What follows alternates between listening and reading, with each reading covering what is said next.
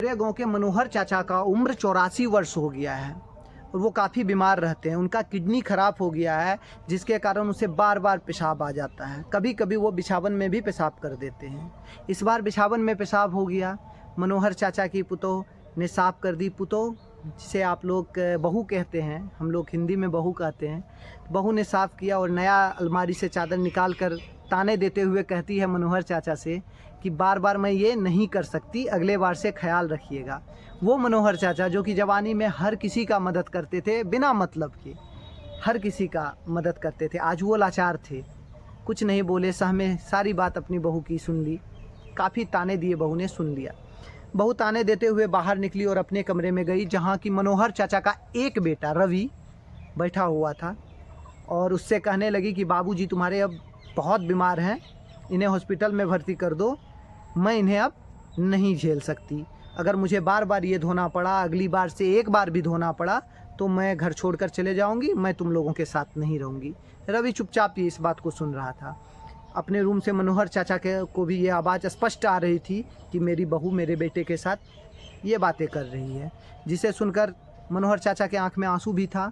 लेकिन करते भी तो क्या करते, उम्र का अंतिम पड़ाव ज़िंदगी का, वहाँ से गुजर रहे थे और लाचार थे। सुनते हुए मनोहर चाचा को फिर से नींद आ जाता है। बहू और बेटा मार्केट की ओर चले जाते हैं। जब नींद मनोहर चाचा का खुलता है तो वो पाते हैं कि मुझे फिर से पेशाब हो चुका है। इस बार मनोहर चाचा की स्थिति काफ़ी नाजुक थी। मनोहर चाचा इतना डर गए, इतना सहम गए कि अब क्या होगा ये सोचकर मनोहर चाचा पूरा कांपने लगे। लेकिन फिर भी उन्होंने कोशिश किया। कांपती हुई पैरों से बाथरूम की तरफ चादर लेकर बढ़े और चादर धोया। सोचा कि जब तक मेरा बेटा और पुतोह बहू मार्केट से आएगा तब तक हम इसको सुखा के फिर से लाड़ देंगे। लेकिन ऐसा हो नहीं पाया। जब वो बाथरूम से चादर धो के निकल रहे थे तो बेटा रवि और उसकी वाइफ पुतोह उसके सामने खड़ी थी, जो कि गुस्से से पुतोह तमतमा रही थी। अब कुछ बोलती तब तक रवि ने अपने बाबूजी का, मनोहर चाचा का बाँह पकड़ा और बगल की कुर्सी पर बैठा के बोला, इसकी क्या ज़रूरत थी पापा। हाथ से उनका चादर लिया, बाथरूम की तरफ रखा, बोला मैं धो दूंगा। जब तक उसकी बहू कुछ बोलती, रवि वापस मुड़ता है, अपनी बीवी को कहता है कि अब तुम्हारी ज़रूरत मुझे नहीं है, तुम जा सकती हो। एक ही बात में सारे रिश्ते ख़त्म करता है।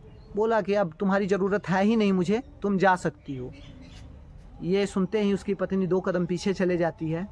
फिर वो अपने बाबूजी को डांटने लगता है, कहने लगता है क्या ज़रूरत थी, मैं था। बाबूजी आपने ये गलत किया, आप मुझे बोल सकते थे।